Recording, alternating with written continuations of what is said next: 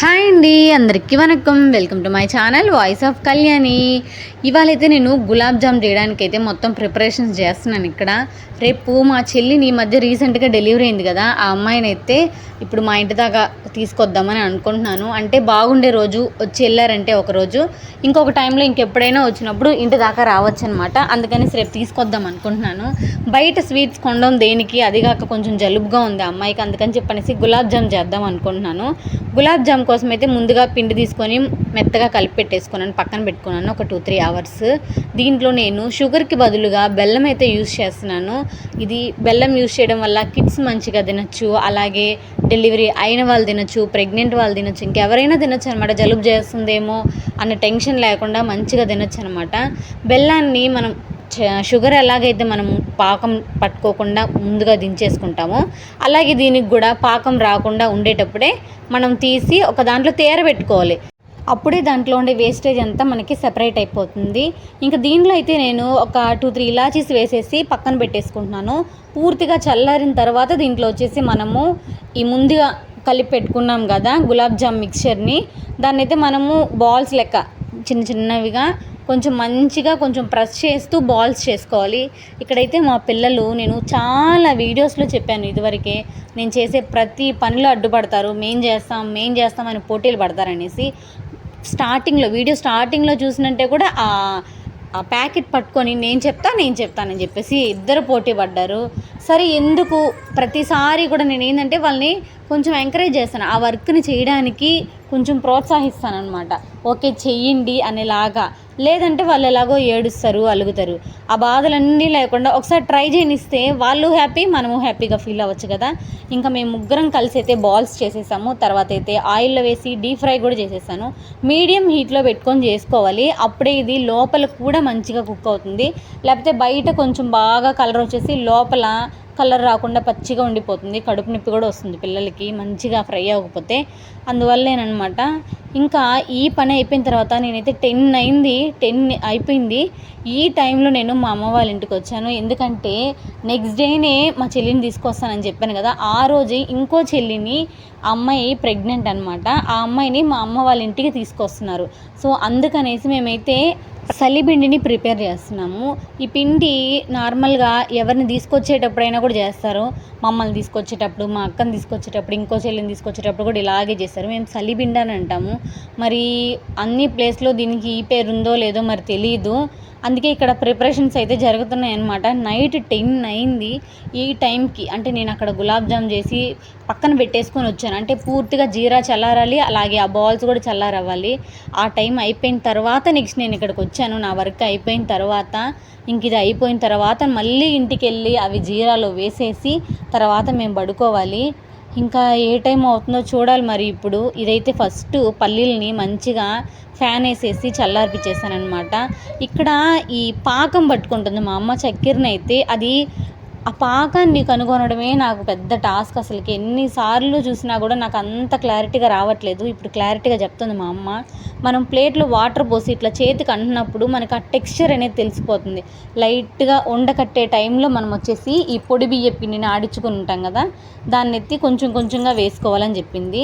ఇంకా ఈ పాకంని అయితే ఆఫ్ చేసేసి అందులో ఎండు కొబ్బరి పొడి, అలాగే కొంచెం లైట్గా చిటికెడంత సాల్ట్, అలాగే ముందుగా మనం ఫ్రై చేసి పెట్టేసుకున్న పల్లీలని వేసేసి కలిపేసుకొని, ఆ తర్వాత ఈ పిండిని కొంచెం కొంచెంగా వేసేసుకోవాలి. ఏంటంటే గట్టి పడుతూ వస్తుందన్నమాట. పిండి వేసే కొద్దు ఆ మిశ్రమం వచ్చేసి గట్టి పడుతూ ఉంటుంది. అందువల్ల ఏంటంటే మనము కొంచెం కొంచెంగా వేసుకుంటూ సరిపోతుందా లేదా, షుగర్ సరిపోయిందా లేదా అని చూసుకుంటూ ఉండాలన్నమాట. మొత్తానికైతే సక్సెస్ఫుల్గా మా అమ్మ ఒకటే తిప్పేసింది. నా వల్ల కాలేదు, నేను ట్రై చేసా కానీ దానికి మంచిగా బలం ఉండాలి. నాకు అస్సలకి చేత కాలేదనమాట. మెయిన్ ప్రాక్టీస్ కూడా ఉండాలి, నాకు అస్సలకి లేదు అది. అందుకే మా అమ్మే చేసేసింది మొత్తం కూడా. ముందుగానే ఒక బాక్స్లోకి అయితే తీసి పక్కన పెట్టేసింది. మళ్ళీ మార్నింగ్కి గట్టిగా అయిపోతుంది అనమాట, అస్సలు దాన్ని తీయలేము. అందుకే ఒక బాక్స్లో వేసి పక్కన పెట్టేసింది. ఇంకా అది అయిపోగానే మళ్ళీ మేము రిటర్న్ ఇంటికి వచ్చేసి ఆ గులాబ్ జాములు అయితే దాంట్లో జీరాలు వేసేసాను. మా చిన్ని ఎప్పుడు చేసినా కూడా గులాబ్ జాము తినేసి పడుకుంటుంది నైట్, లేకపోతే దానికి నిద్రే రాదనమాట. ఇంతకుముందు 2 టైమ్స్ ఇంట్లో చేసినా కూడా అప్పుడు కూడా టేస్ట్ చేసే పడుకుంది, అప్పుడు దాకా నిద్ర రాదు. ఇంకా మళ్ళీ మార్నింగ్తో మా అమ్మ వాళ్ళ ఇంటికి అయితే వచ్చేసాము. మళ్ళీ మా అమ్మ వాళ్ళ ఇంటికి వచ్చిన తర్వాత కొద్దిసేపు టైం ఉందని చెప్పి పిల్లలిద్దరిని పడుకోబెట్టేశాను. వాళ్ళైతే లేచారు, ఇంకా మంచిగా స్నానాలు చేసేసి రెడీ అయిపోయారు. 6 బయలుదేరిపోవాలి బంచి టైం అని చెప్పనేసి వాళ్ళు 6 గంటలకు చెప్పారు కార్ అతనికి. వాళ్ళు కూడా పక్కా వచ్చేస్తామని చెప్పన్నారు. ఇంకా ఫాస్ట్గా రెడీ అయిపోతున్నారు మా పిల్లలిద్దరూ కూడా. వీళ్ళు మళ్ళీ వచ్చేసరికి నాకు తెలిసి ఈవినింగ్ కానీ నైట్ కానీ అయిపోతుంది. 6 to 7 మధ్యలో వస్తారనుకుంటా. ఈ మధ్యలో దాకా ఇద్దరు పిల్లల్ని మేనేజ్ చేయాలంటే చాలా కష్టం. ఎలా మేనేజ్ చేస్తాయో ఏమో మరి, తీసుకెళ్తే అప్పుడు తెలుస్తాయి మా అమ్మకి. ఇంకా అందరు రెడీ అయిపోయారు కాబట్టి మా అమ్మ ముందుగా పూజ చేసేసింది. అందరు వెళ్ళి దండం పెట్టుకున్నారు. ఈ బ్లౌజ్ మీకు గుర్తుందా? ఇంతకుముందు నేను ఒక షార్ట్ వీడియో పెట్టాను. ఆ షార్ట్ వీడియోలో నేను స్టిచ్ చేశాను మా అత్తది.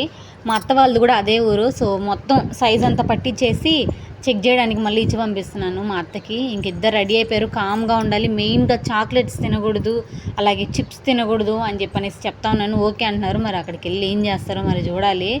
లాస్ట్ టైం చెప్పాను కదా నేను డాక్టర్ దగ్గరికి వెళ్ళాను, బయట ఏం తినకూడదని చెప్పారనేసి.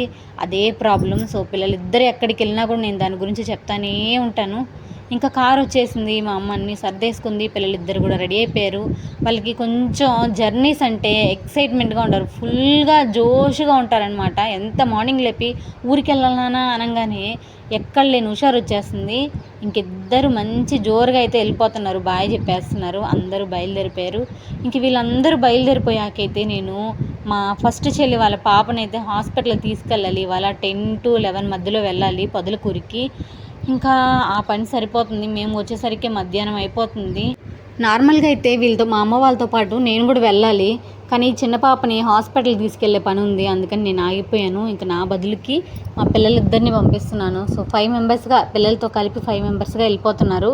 వీళ్ళు ఒక 1 అవర్లో చేరిపోతారు మ్యాక్సిమం, అంతే. అంత టైం ఏం పట్టదు. వింజమూరు, లాస్ట్ టైం నేను వింజమూరుకు కూడా వెళ్ళాను మా పిల్లలిద్దరిని తీసుకొని కారులో, కాబట్టి ఇంకా చాలా ఫాస్ట్గా వెళ్ళిపోతారు. మేము హాస్పిటల్ నుంచి పాపకు చూపించుకొని ఇంటికి వచ్చేసరికి సడన్ సర్ప్రైజ్ అనమాట. మా అక్క వాళ్ళు వచ్చారు, వాళ్ళ ఫ్యామిలీ మొత్తం వచ్చారు పాపను చూడడానికి అనేసి.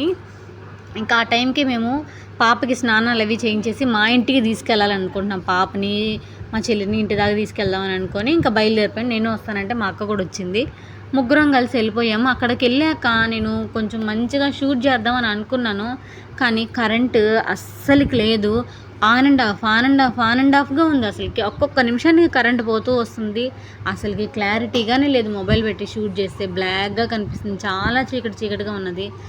ఏమేమి అనుకున్నానో అన్నీ కూడా అసలుకి ఉల్టా అయిపోయాయి. ఇంక అందుకే ఇంటికి వచ్చేసాము. ఇంటికి వచ్చిన తర్వాత అయితే సాంబార్ చేయాలి ఇంకా అందరి కోసం అని చెప్పనేసి. సాంబార్ రెసిపీ నేను ఆల్రెడీ పోస్ట్ చేశాను, అందుకని చెప్పనేసి ఇక్కడ సాంబార్ రెసిపీ అయితే చూపించలేదు. ఇకపోతే మా పిల్లలందరూ వచ్చే లోపల నేను ఈ రెసిపీ అయితే కంప్లీట్ చేసేవాళ్ళే. ఒకవేళ ఎవరికైనా ఆకలిగా ఉంటే పిల్లలు అక్కడ తిన్నారో లేదో సరిగ్గా ఇంటికి వచ్చిన తర్వాత కొంచెం ఫాస్ట్గా పెట్టాలి, అందుకోసమే నేను త్వరగా అయితే ప్రిపేర్ చేసేసాను. ఇంకా ఫైనల్గా అయిపోయింది. ఒకసారి టేస్ట్ అయితే చూపిద్దాం సెకండ్ పర్సన్కి అనుకునేసి మా అక్కకైతే చూపిద్దాం అనుకుంటున్నాను నేను టేస్ట్ని.